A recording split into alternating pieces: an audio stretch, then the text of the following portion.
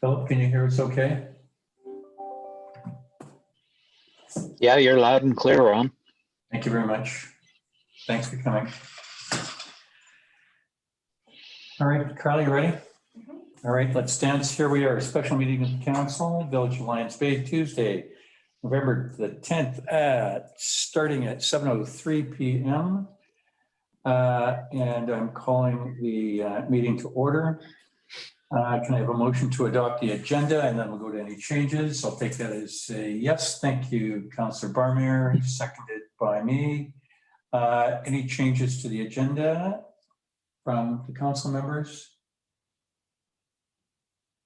Okay, I will add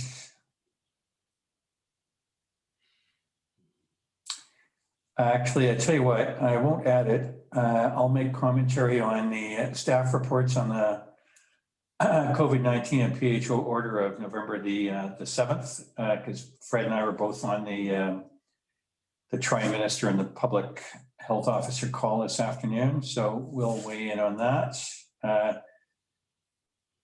Actually, CAO, would you prefer us to go first and you go after? What would you like us to do on that topic? I think it would probably be informative if you guys go first, and then we can discuss our collective understandings and where we might still have some doubts. Okay, so Councillor Bain, you're in the dugout getting ready for that. Okay, so then no changes to the agenda. Perfect. So all in favor of the agenda as recorded, I'll take ayes for as a given and nays if you're opposed. Thank you. Public participation. Philip, this is your opportunity if you wish to speak.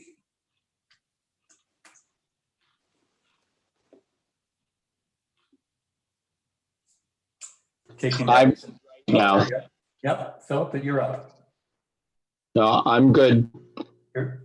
You're good. Thank you very much. Business arising from the minutes. There are no minutes, so none. Unfinished business, same. Let's snip right to the staff reports. CAO request for decision, application for housing needs report grant, staff recommendation. I'll read it and then I'll go for a second and then we'll go to discussion on the staff report. The staff be directed to submit a UBC housing needs reports program grant application for the development of a new hub. Are you staring at me, Carla? No, sorry. Thank you. For the development of a new housing needs report for the Village of Lions Bay and to provide overall grant management of the project. I'll put that forward. Can I have a second? One of the councilors raise a hand. I'll take that as a yes. So on the information piece, is this CAO or CFO? CAO. CAO, you're up. Okay, so this has been on our work plan for a little while, but we thought we had time in 2021 to apply for this grant funding for these housing needs reports, which have been legislated as being required by all local governments. And so we learned recently that it's unlikely that there will be any further intakes for this grant funding next year. So the cutoff for this year is coming up at the end of this week. And as a result, we pulled together this information and put forward this report.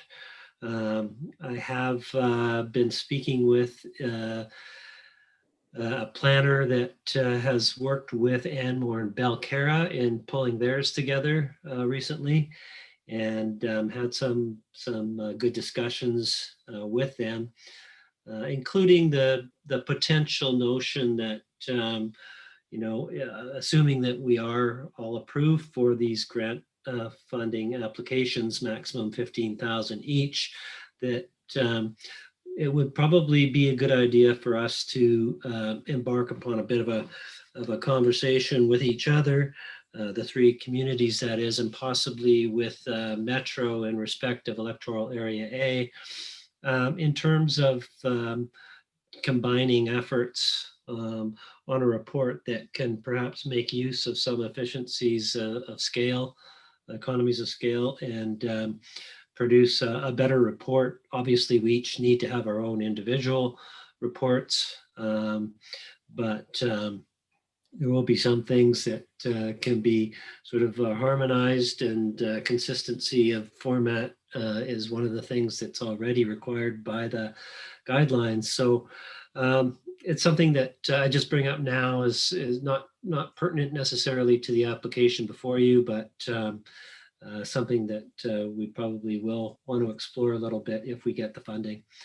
But for now, the report pretty much lays out what the requirements are, or the highlights of those requirements, and the process that we have to embark upon. So there's a lot of data to collect and analyze and pull together, as well as some community consultation.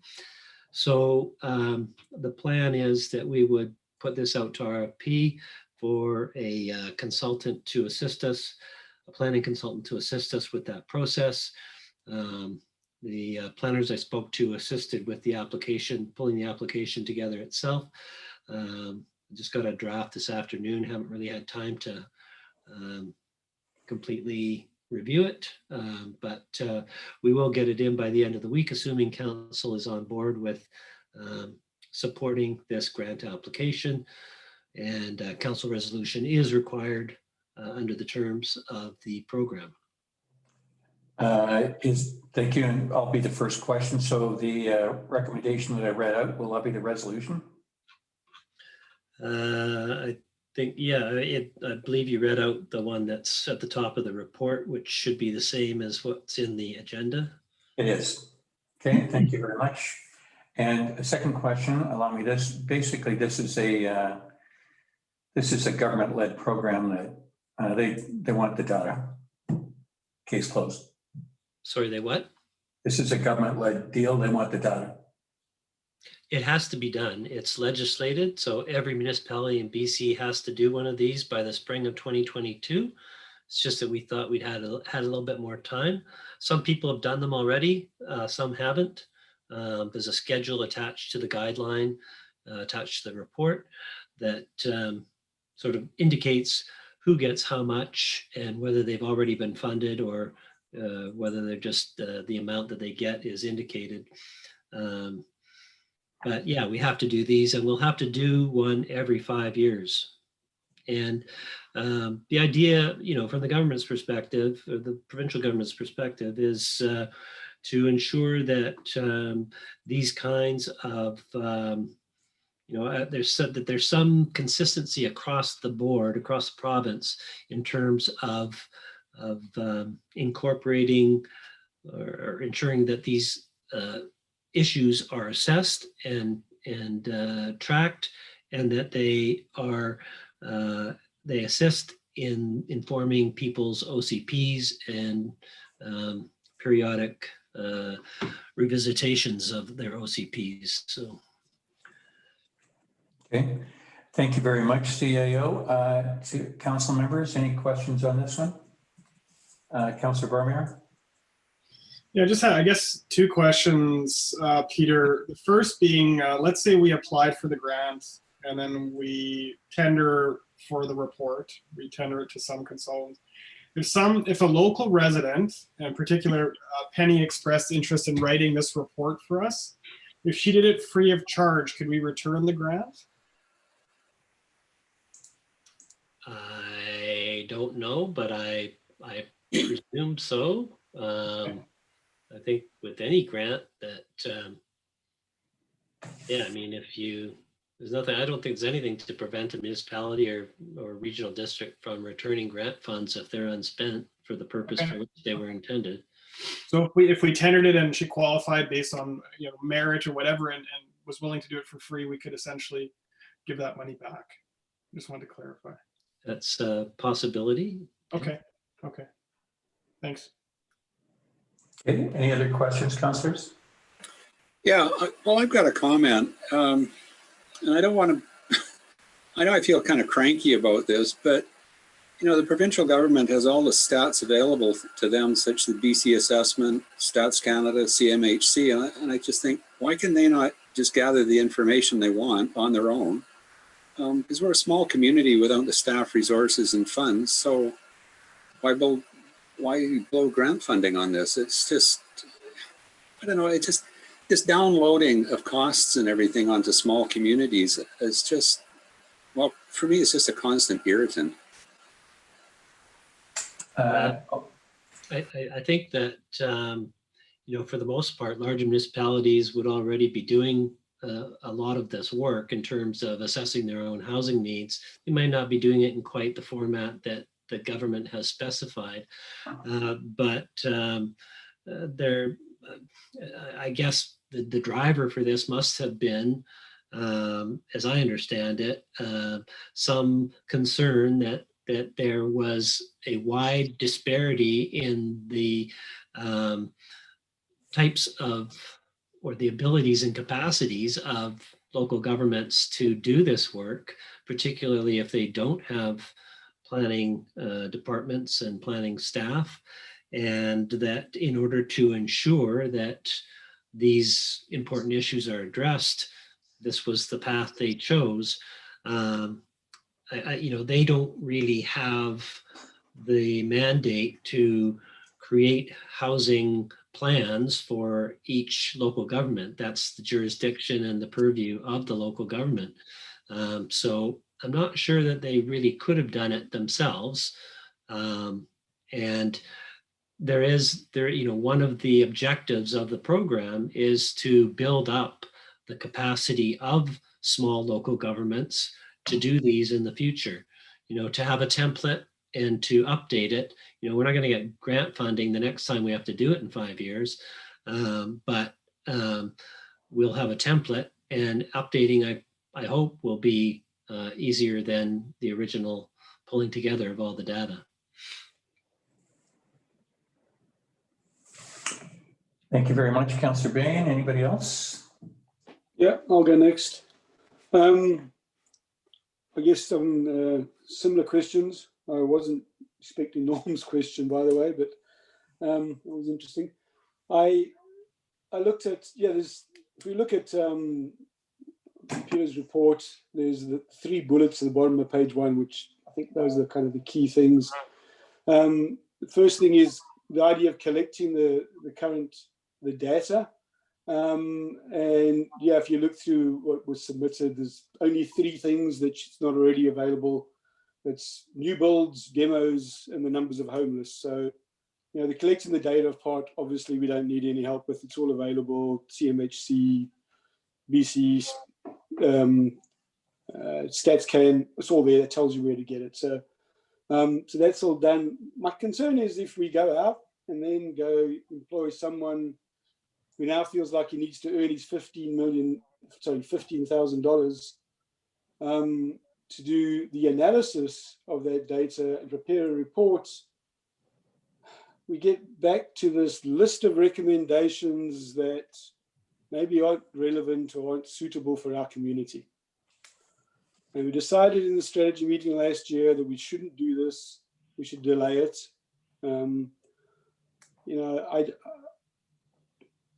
I don't think we need to spend $15,000 of taxpayers' money, whether it's someone else's grant, it's still coming out of all of our pockets indirectly, to decide what the village needs are on a housing assessment. I battle to understand that, and I get concerned when someone's going to sit on a desktop somewhere and review data and come up with recommendations, which is what these reports end up being. And now we're in this sort of churn of having to deal with all these recommendations, and are they reasonable and are they practical? And then the third bullet is then we need to go back to talk to the community and the official community plan and relay the information. Well, why don't we just do that first? Sure, we're going to give up the opportunity of getting a grant, but we're not going to be locked into it. Let's do what we need to do. whenever we're going to do this official community plan update, and maybe it's not all of that, but let's go out and ask residents, you know, do they see this need?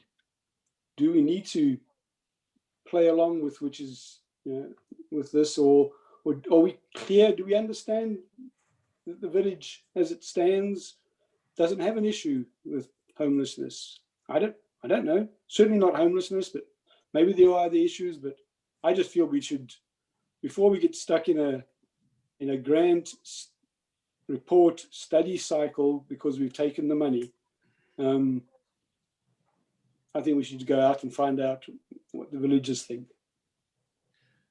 Well, my response to that, Councillor Abbott, would be that if you ask people for information, what they think about something in a vacuum, whereby they don't have the data and the information that will help inform their opinions, then you're not getting the whole picture, or you're not giving them the opportunity to provide informed feedback. This is the idea. The idea is to provide information. Oh, sorry, go ahead. Sorry, Peter, we have the data. That's the point I'm trying to make. We don't have the make data. it very well. The data is all available. The data is all available. There's 50 different data sets of data. We don't have the capacity at the time to do this, and there's a format and a process by which this should be done. I would suggest that it would be prudent and responsible and likely the wise thing to do to have someone with a planning background doing the collection and analysis of the data. Doesn't mean that they're necessarily going to provide recommendations. That's not what this is about. This is about providing data and assessing what that data says about your housing as it currently exists and what you might need in the future. The draft report will come to council before anything else happens. So once you've got the data, you've got some ideas about what you've got and where you might be lacking in different types of housing that most communities do need. So there's different things that can be put out there. Have a consultation with the people where they can understand what the current lay of the land is, what some of the future housing needs might be. They can provide their feedback and input. That's all pulled together in a report and a draft report that comes to council. Doesn't necessarily have to have recommendations that say you ought to do this or we recommend that you do that. But it will, Peter, but it always does. It doesn't have to, Councillor Abbott, and it doesn't always. And even where subject matter experts provide reports that give recommendations, whether or not council of any community wishes to accept those recommendations is completely up to the council or the board of directors in the case of a regional district.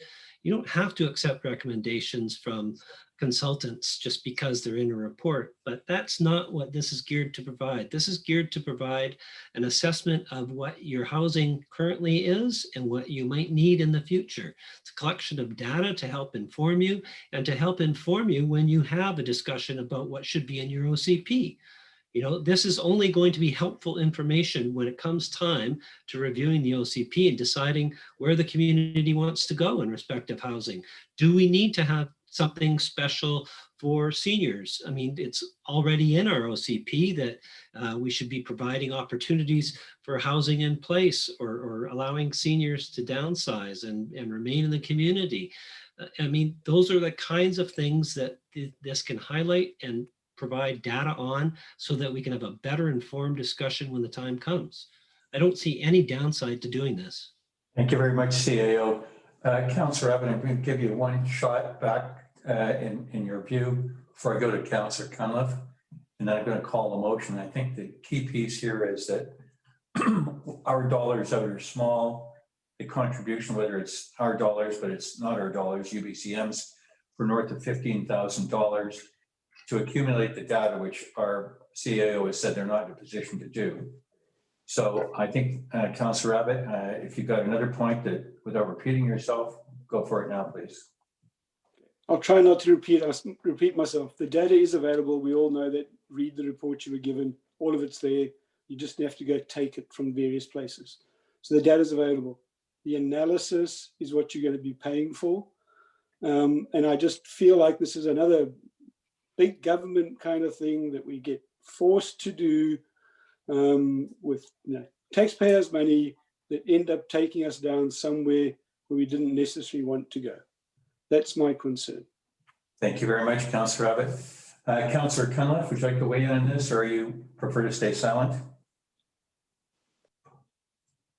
I would say that it sounds like it's something we have to do. As Norm just told us, we might have a resident that could potentially qualify and to produce this report. And in that case, we give the money back. But either way, it sounds like it has to be done. And we do need to address what our future housing needs will be. So more information, the better, in my opinion. Thank you very much, Councillor Cunliffe. Normally I'd call a motion at this point, but I can see that there's a theme here, which is this push down from senior government to us, and the options were left. I marked this one on the wall. I'm going to give Councillor Bain and Councillor Abbott a 30 seconds to make a final comment before I call the motion. Well, you know, as Jamie mentioned, we're kind of forced in. Well, not kind of. We are forced into this, and we really have no option. I don't like it, but what can we do about it? Thank you very much, Councillor Bain. Councillor Abbott, last word. Would you accept this point? No, you know, I don't think we were forced to do anything. We could choose to do it ourselves and not take the grant. We're never forced to do anything, but I'll just leave it at that. Thank you very much, Councillor Abbott. In that case, I will call the motion. All in favor of the motion, which I've already read and has been seconded. We've had the discussion. All in favor, ayes. Nays opposed. Aye. Aye. Nay. Councillor Bain. Well, I'd abstain, but I know that's pointless too, so just take it as it will. That would be an aye. Councillor Bain, that's an aye. By default, I suppose. Thank you very much. Passed. Okay, next piece of business. Also at the end of the report is the information report signs for the Centennial Trail 10th anniversary. And the recommendation is that signs for the Centennial Trail 10 anniversary be received. Public Works Manager, you are up. So I just wanted to give council the heads up. Approximately 2 weeks ago, Mr. Dudley reached out to me about fabricating some informational signs for the Centennial Trail. I did mention that we had a stop on discretionary spending. At that point, he advised that he and former Mayor Burr were willing to fund the fabrication of these signs through some existing grant funds or remaining grant funds that they have. So before I pulled the trigger, I wanted to give council the heads up, and that's basically it. Thank you very much. So I will put forward the motion that the report is received and the recommendations received. Can I have a second and then go to questions? Thank you. The seconder has been received. Any questions, councillors? I've got one. What we saw on the agenda package, are these signs draft, or is that the way they're going to look? The words were wordsmithed by former Mayor Burr, but they're definitely not finalized. The council wishes to change some of the wording. Oh, no changes as far as that's concerned. It's just I noticed there's probably a half a dozen places where the formatting is off, where there's no space between some words. I think it's about 5 or 6 times I saw that. I was just wondering if that's just the first draft and it'll go back afterwards to correct them. No, I'll have to look at those. So if you could identify those for me, Councillor Bain, that would be appreciative. My spirit rolls over that former Mayor Berg would ever have a formatting error. I'll get them to you tomorrow if you don't mind.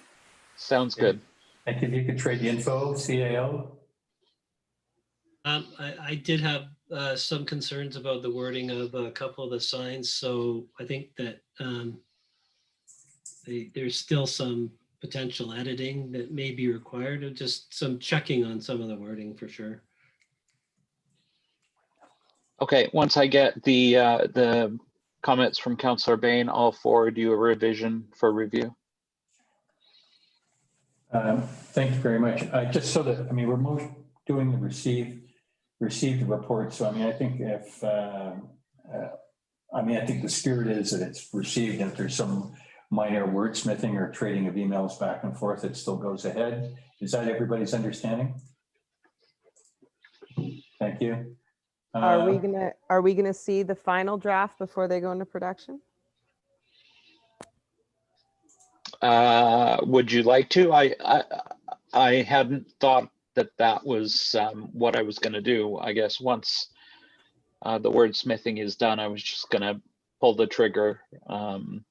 But I could definitely send it by email to council.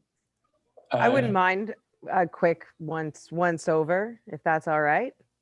I'm kind of in agreement with that. If we can, if there's just an extra 4 or 5 sets of eyes, if there's a minor error before we go to print, I'm thinking more of that versus content.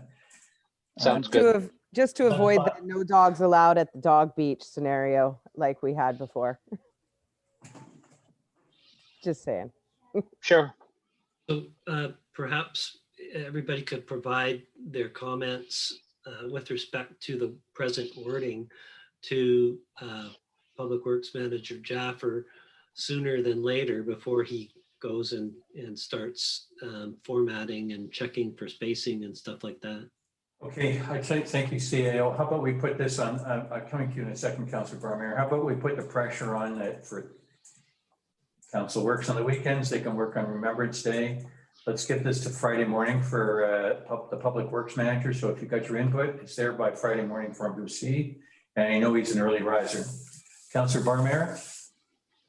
Yeah, I just had a quick comment. I think it's a nice, clean aesthetic. I like it. It's appealing, it's simple, and it's nice to look at. So I would say it's very positive. My only question was, are these going to be metal signs? Or are they going to be are they going to be durable? This is going to be a good investment.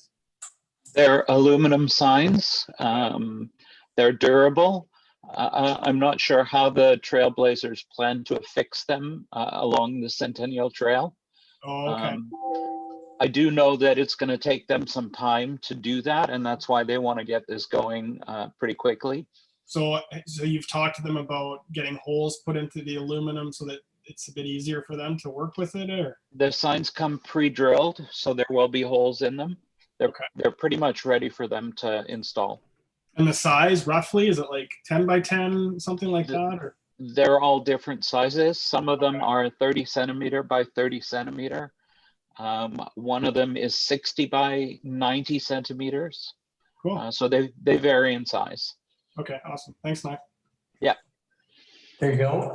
Welcome back, Councillor Abbott. And so we just concluded. Apologize for that. I had a connection thing at home, so I missed most of that discussion. I just, are we saying that the total cost of this is $256? That's correct. Yes. Okay. All right. It's a fraction of the numbers we were talking about previously when we were trying to do all these signs. Okay, that's fine. I just wasn't sure if that was a. Okay, thank you very much, Councillor Abbott. So let's just recap then. Any changes the councillors should be looking at the report again.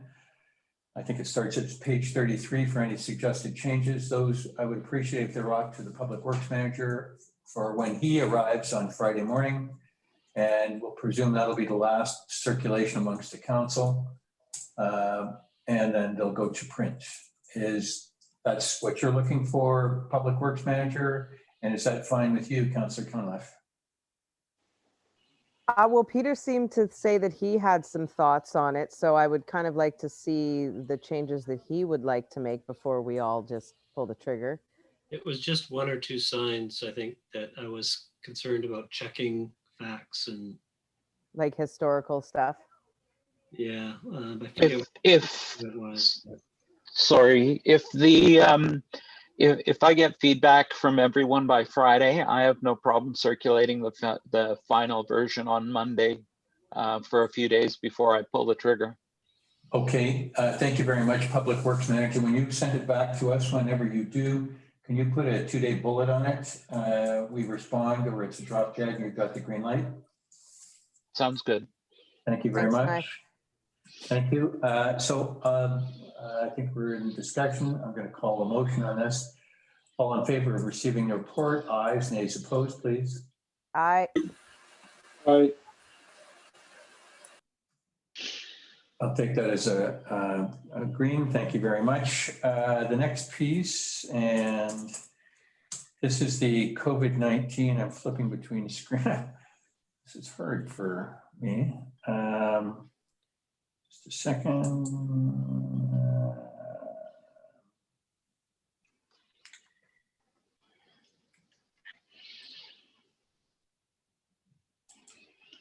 Okay, the last piece is the COVID-19 verbal update, COVID-19 and public health order of November the 7th, which has caused some issues. I think we can say that.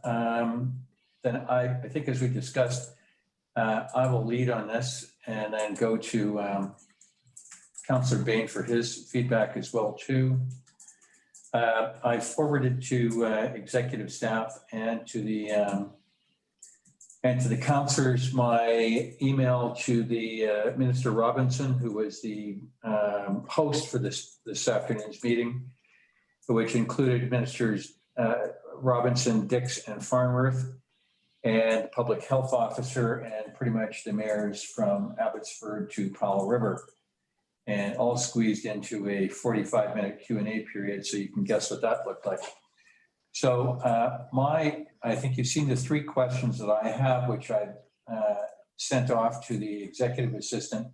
And I've also asked her for a response in writing to them, as well as the Q&A recap of all of the questions that were asked.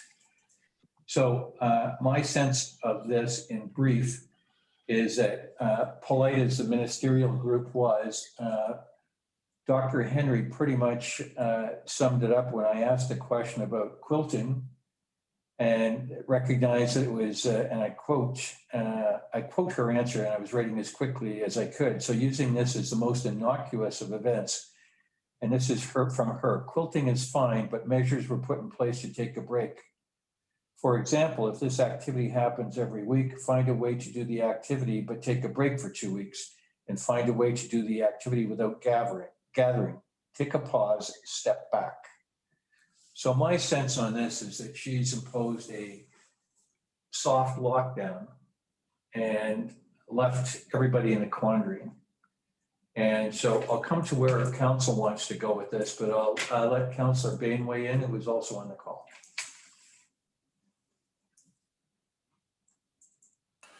Oops, took a while to find the unmute button. Yeah, I took notes. I was pretty quiet through the whole thing. Dr. Henry started the whole presentation declaring the objective was to stop social interaction, and social gatherings need to stop, both in and out of homes. Weddings and funerals are accepted, but no celebrations of life or parties until sometime next year. That one surprised me. I didn't think it was going to go that long. One of her key pieces was stopping the intense activities indoors. She wants them to stop. Things like spinning or anything where you're generating a lot of body heat and a lot of respiration at a high level, they think is going to be a mechanism for more spreading than just something more passive. And to piggyback onto Mayor McLaughlin's comment, yeah, she thinks anything like quilting and everything would not be a problem, but again, to the point, if there's not a real need to do it right now for the next 2 weeks, take a break. And what she was saying that some indoor activities could happen if you have barriers or anything. But the other interesting thing I found was she was saying about the mask usage, because I get a lot of people talking about when should I wear a mask, when shouldn't I? And Dr. Henry was saying masks are for indoor use when you can't social distance, well,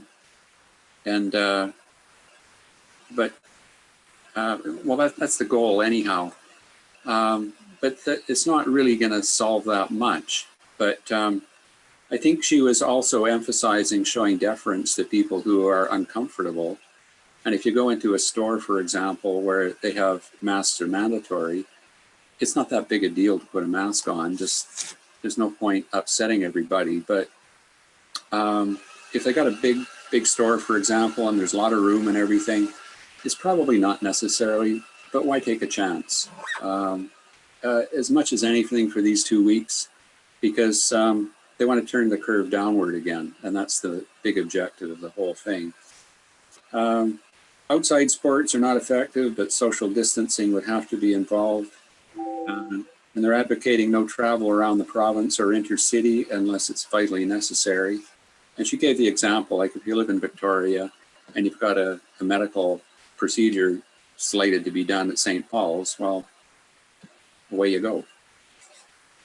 So she's got a real soft touch on the whole thing, but in behind there's the very firm clamping down on thing, as Ron has just mentioned, that they really don't want to bring out the big stick, whatever that would look like.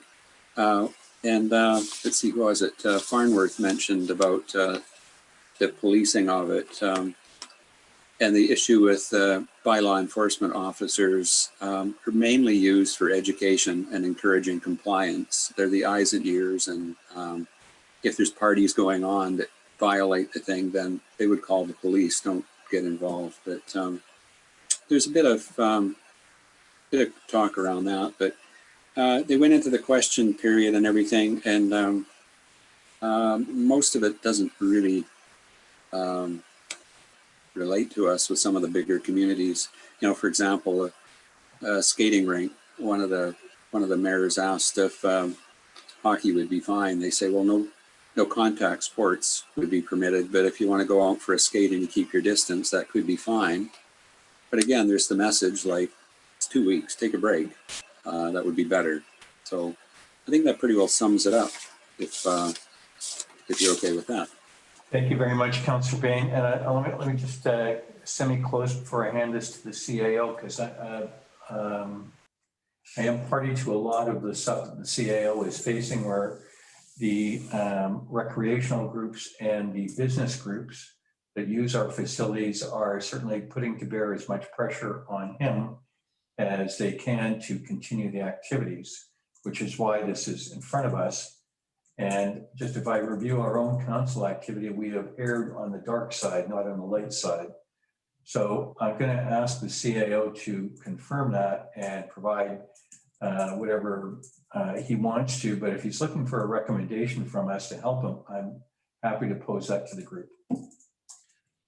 No, that's not where I was going with this. I wanted to ask if there was any discussion or questions that arose today that did anybody ask, well, what if this goes longer than 2 weeks? Because if we go 2 weeks and there's no significant improvement, I mean, really, you got to go 2 weeks, then you're kind of in the dark as to whether you've actually affected any positive change. So they're gonna drop it for 2 weeks, and then they're gonna go back to another 2 weeks, or are we going to go back and forth? Or, you know, if it does go on, then it's more than just 2 weeks is, I guess, the concern.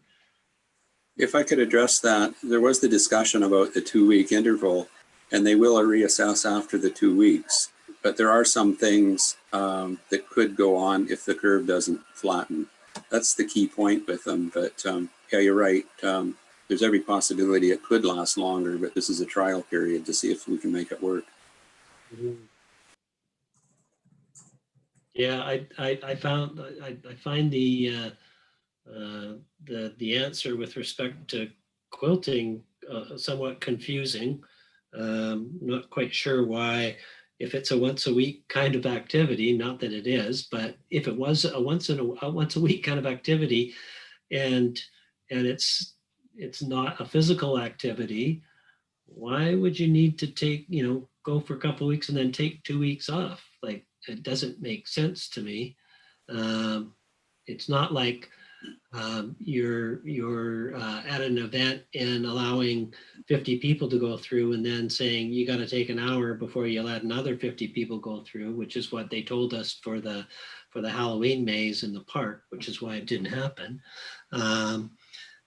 It's, there's still in my mind lack of clarity around, some of the things that have been said in attempts to clarify the situation when provided with specific examples like gyms. It's okay to have a couple of people in a gym, but not too many. So on the one hand, indoor physical activity is being permitted. It's just being permitted in certain circumstances. And everyone's left to figure out what those circumstances are. And I don't see that we're any further ahead after today in terms of understanding. CAO, I do not envy you your job for the next couple of weeks. Well, to me, it comes down to,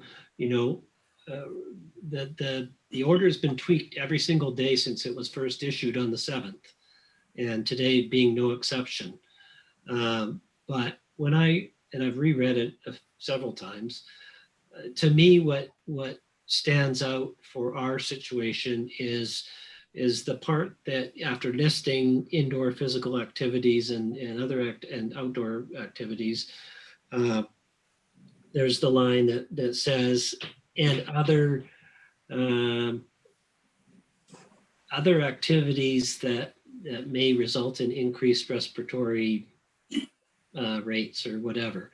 So I think that's really, to me, what it comes down to, because if you've got a situation where people's COVID-19 safety plans are solid and they're doing everything from the health check screen before they enter the building, to wearing masks, to hand sanitizer, to keeping everybody well spaced apart, and they're not engaging in anything that increases their respiratory activity, then they ought to be okay, is where I'm kind of at. Yeah, if I could just mention, the key word in all this from Dr. Henry was intense physical activity, like spinning and whatnot. She doesn't have a problem per se of, say, the quilters going in there in this next 2 weeks, but her preferred angle would be take a break for a couple of weeks and see how it is. It's a little ambiguous, but she's not focusing on the passive activities. She's focusing on the intense activities that absolutely must be stopped, in her opinion. Does that help? Or yeah, and the music in the mornings is a little bit trickier, but yeah. Again, there's a pretty solid safety plan, and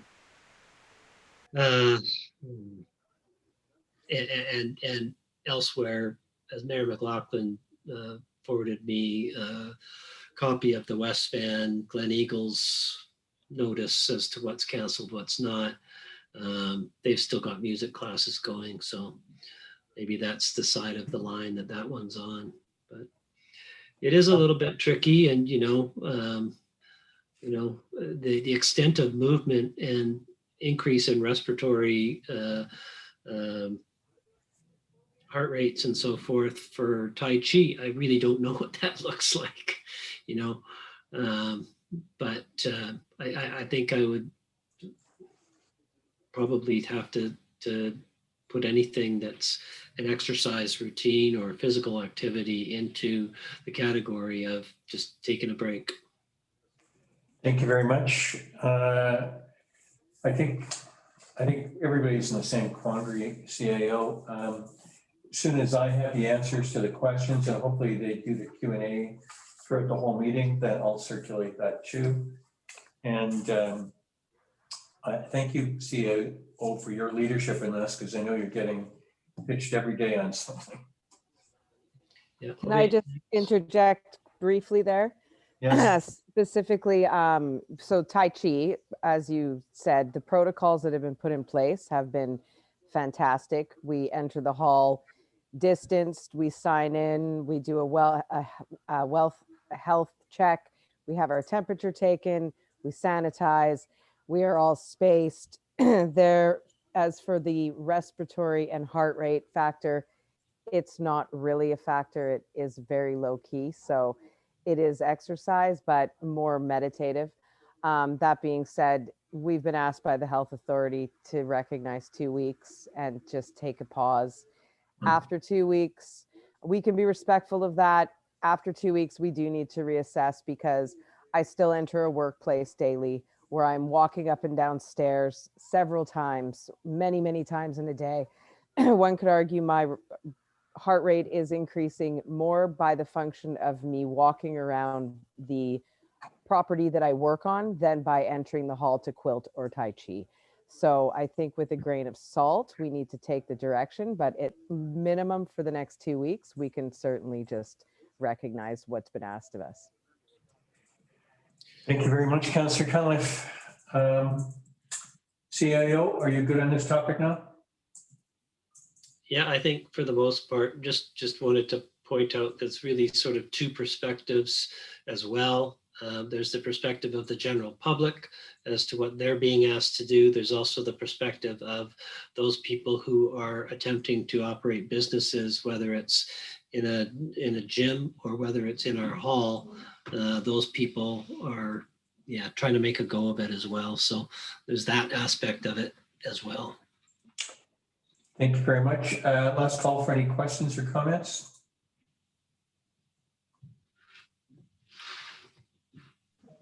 Yeah, I couldn't attend the meeting today, but I must admit on Saturday I thought, well, here's the lockdown. It's pretty much clear direction. And then as you started to sort of go through the details, or maybe it's not, it's very confusing. I think the sentiment of, if you don't have to for the next 2 weeks, don't do it, regardless of whether you can. I think that's probably just where everyone's heading. It's probably what we need to promote, whether it's the usage of the hall or anything else. We just need to tell people, don't do it. You want to flatten the curve. I think it was 560 today again. People got it, 3 more deaths. It's like every day, the numbers are going to get scary. So I think that's what we need to just put that message out. It's more about not whether you can find your way through the regulations or the orders, should I say. It's more about, if you don't need to do it, just don't. Thank you very much, Councillor Abbott. Okay, I think let's move on then from this topic. No more. Good. Next piece is the mayor's 2 pieces. I've got 2 items. One, I guess I will be speaking with the MLA next time, once he's had his double vote count, but the MP has been carrying on with the weekly meetings. He's offered, before he goes to Ottawa, to come here next Tuesday. It's a combination to see me and to also see the director for SLRD. And I'm making let's call it a coffee meeting for the sake of argument. As Councillor Abbott points out, that in the same rule-bound era that we are, he can't have 2 people on his driveway, but I can have the MP here and 4 other people in chambers, provided all the protocols are in place. So I don't propose to cancel a meeting, but I tend to minimize it in terms of how long he's going to be here. And I'll work with him on that. I'm again seeing him on Thursday. If there's any questions, anybody, if you want to participate, you're welcome. I suppose we could bend staff's arm to Zoom if you want to call in for a brief period. I haven't worked out the details yet, but if you're interested in that, give me a shout. And we'll try and work on a game plan for this. I'll open it to any questions anybody has on this. Just a suggestion, could you use the hall instead of chambers, just to create more distance and, minimum optics?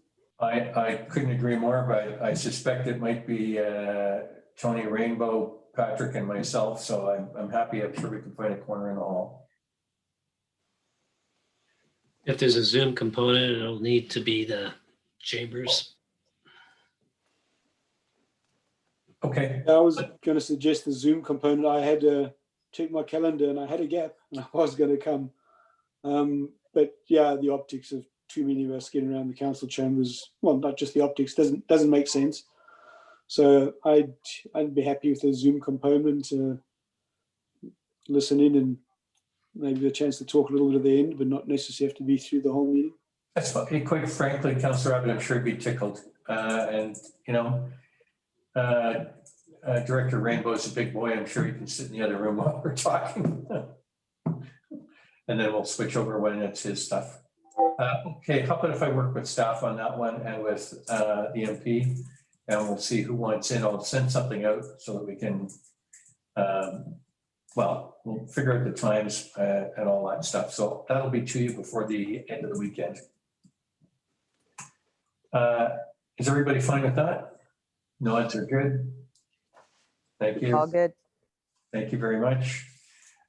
So just to close that, Peter, if you can think about that too. So next time we chat, we can game plan that maybe out. Thank you. Next one is the Zoom protocols, and just give me a second to get that up.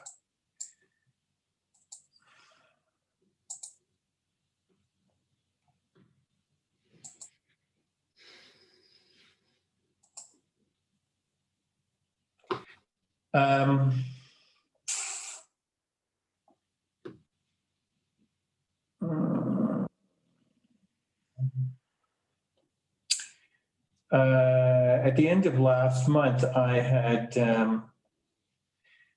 I shared a moment with that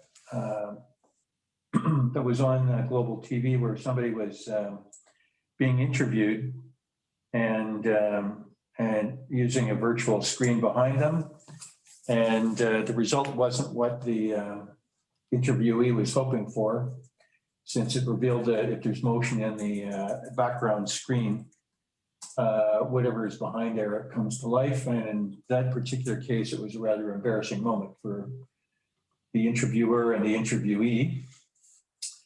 But it got me dialoguing with the CAO about what procedures in Zoom are at Metro and at TransLink. And I'm going to, and Councillor Abbott and Councillor Barmayer and Councillor Cunliffe, perhaps you can weigh in on this one too. And I'm thinking we should formalize some of our procedure, but not to get away from the Lions Bay flavor. If I can separate the two pieces that clearly on the Metro side, they would prefer that the camera is always on, since it's a public meeting. And and I can tell you when I'm there, either live or virtual, that I get a reminder if my camera is off for more than a couple minutes. So I think that's something for council. I'll ask the question at the end here, whether that's something we would like to do. And I think I've also got a piece here, and this is also in both of these other two enterprises where I participate, that the corporate officer or the recorder takes a roll call of who is present if it's not clear on the Zoom participants, and that the commentary is then for when matters are in camera, that the director or the councillor in this case, or the mayor, would say that they are present and alone and that there are no recording devices in operation. And I think that gives the sanctity of what in camera is. So I would propose to put that into action starting today. And I have the CAO's blessing on this, but I'd like to listen to feedback from the councillors. If there is any. I'll just say one statement about the camera, and as you'll notice, I rarely or never have mine on. I will in the daytime when I'm in other meetings and I don't have a family at home taxing on my Wi-Fi. But early into the pandemic, when a lot of my work turned into Zoom, or we use WebEx, the platform where I work, that if you don't have the camera on, your Wi-Fi connection is going to be stronger. So you're going to have less potential of lagging and or cutting in and out. And I think we can all attest as to the Wi-Fi in Lions Bay can be patchy at best. And I do have a family of 6 in the home. So just for smoother operations, I choose to just not use the video when in the evenings. So Thank you very much, Councillor Cunliffe. Councillor Barmere?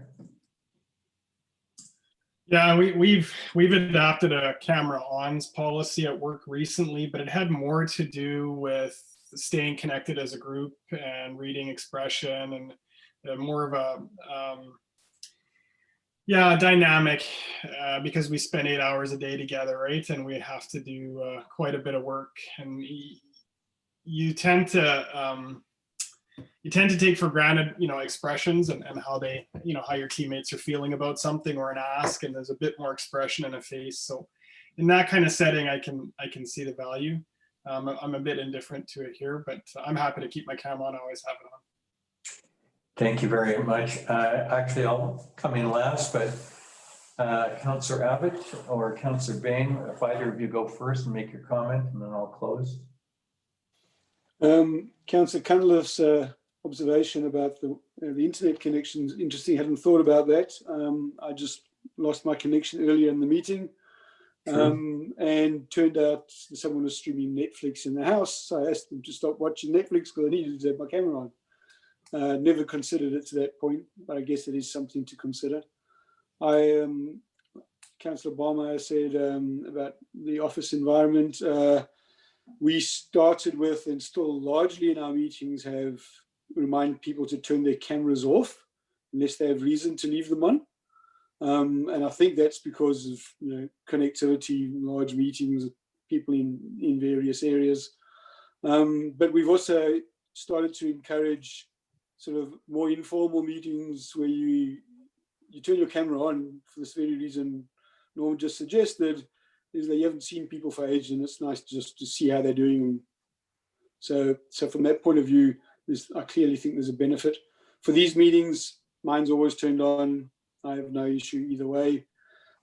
Is there a privacy issue though, I wonder? I mean, there's, there would be issues with, what is in the background, and I guess you can download a background and take care of that. But we should also just wonder, is there a sort of privacy concern, people looking into other people's homes? Thank you very much. Councillor Bain? I don't really have an issue one way or the other with camera on or off. I can see some niceties of having a camera on. I recognize the sensitivity to privacy for having it off. For myself, there's just 2 of us or 3 of us now and a dog in the house. So I don't think where I have the computer and everything is something or a place where anybody else is really coming in other than the dog bugging me for my dinner. But that being said, as far as reception is concerned, we've been told by TELUS that where we are, we're very close to the hub. So we have a pretty quick internet speed. So I don't have the difficulties, say, some of the others might have of keeping the picture running. So like I say, I'm easy one way or the other. What everybody decides, I'll go along with. Thank you very much. I greatly appreciate Councillor Cunliffe's input and on her particular piece, and Councillor Barmeyer's and Councillor Abbott's business experience, because they're on Zoom quite a lot. I think that for us, the public, this is my perception, the public, if we all had our screens off, other than me who's sitting here, it would look odd. So I think I'm going to let this one go on the public thing, screen off, screen on. I mean, if you have to leave your screen for whatever reason, you're going to turn off anyhow. I think we're just going to leave this one alone. So let's just do that in terms of the public thing. Is everybody fine with the disclosure on the in-camera piece? CAO? Just before we leave the other piece, I'm just thinking that if the option is to remain for people not to have the video on, then perhaps it would be nice to have a picture of the person, whether it's a councillor or the mayor or staff, for example. Like that. You're I'm right. not, so I mean, we all have our council shots, so, or you guys all have your council shots, so perhaps something like that would be the alternative if the camera's not on. I like that. I know that Councillor Abbott and I do that. So the recommendation is that I like what you're doing, CAO, on this one. So we all have shots that we like, or the council picture stuff. If you go into your Zoom account and it's an easy fill, and if you're in any jeopardy, you can ask Carla to give you a hand with that and walk you through it. But my recommendation would be that, and let's just tie a bow on this one, on this topic. So thank you very much. So that's the public piece. On the in-camera, it's something I'm going to ask everyone to declare. And if you disagree, I got some questions. All right, so let's move on then. Are there any other council members that have something they'd like to report? So, sorry, Ron, what, on the in-camera part, I thought you were going to start having a discussion on that part. I didn't hear a councillor opposed, but I'll re-go again. So the question would be that when we're in camera, either the corporate officer or the recording officer calls the roll, and each member called says they are present and alone, and no recording devices are in operation.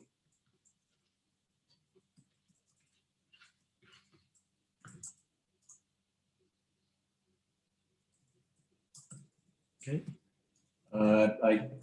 Council members, I see a couple of hands up, or a hand up. Anybody opposed?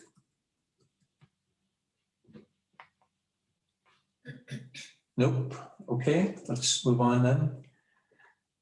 So council members, any reports? Nope. There you go. Committees, nothing. Councillor Bain, the IC stuff will be on hand for the 17th. That's the intent, yeah. Thank you very much.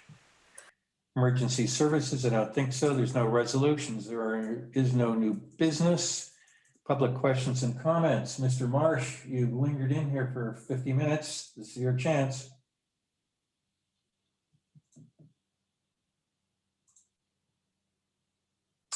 And it's coming to a quick end because the closed council meeting is about to occur, and the proposed topics for discussion in the absence of the public are sale of land, discussion of information protected from disclosure, and the CAO's performance review. And that the meeting be closed to the public on the basis of matters to be considered under the following sections of the committee charter. Section 91, A, E, I, J, Section 92, Section B of that, subsection B, and CAO, anything more to add on these points? Nope. All right, council does not anticipate reconvening the open meeting for any purpose other than to adjourn the meeting generally. Councillors, can you confirm that you're in favor of the purpose and the method of going into camp? Ayes for, nays opposed. There you go. And Mr. Marsh, we will say good night. Aye. Yep. Hello. Mr. Marsh, we're going to say goodbye. We are going to a separate meeting invite, right? Yes. Okay. See you soon.